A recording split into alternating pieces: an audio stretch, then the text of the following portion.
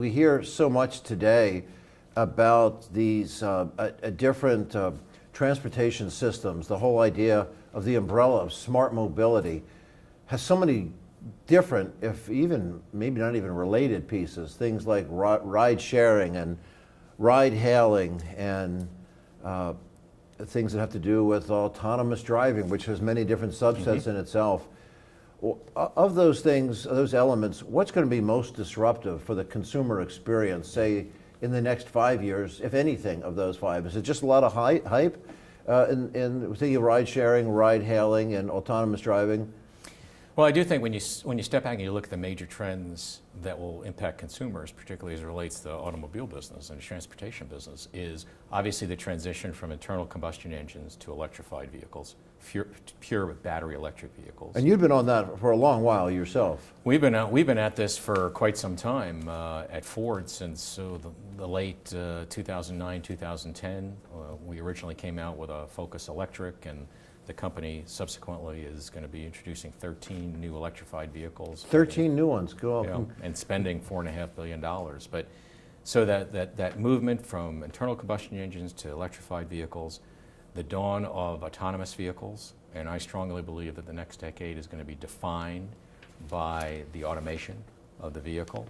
And then the third trend, as you mentioned, is this: it used to be just about owning a vehicle. Now it's about owning and having access to the vehicle, whether you want to drive it or want to be driven. And so each three of those are going to have a major impact on consumers. And I think as you look at the first one, electrified vehicles, there's a lot of conversation these days of how quickly is that going to grow. My belief is that it's going to vary by region.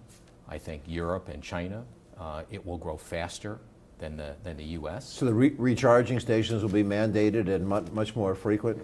Yeah, I think when you look at some of the challenges for electrified vehicle, clearly the battery cost, you need to be able to get the cost down so you can get mass consumption.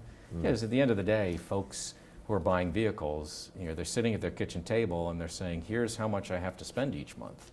And so that's clearly going to be worked on by the industry. But then there's the infrastructure, the charging infrastructure. Not everybody's going to be living in a house with a two-car garage. So there has to be the infrastructure that's developed around the world to allow people to be able to charge their vehicles. And then there's a challenge of the charging time, because time is luxury for people. So clearly the approach to get that charging time down something close to what it takes for people to gas up their vehicles today is something that I think the industry rather than an overnight recharging, that somehow it would be it's just a stop and go on the road. Absolutely, because as I said, there's lots of people that live in apartment buildings and multifamily housing. They're not going to have that luxury, if you will, to be able to recharge a vehicle in a garage at night.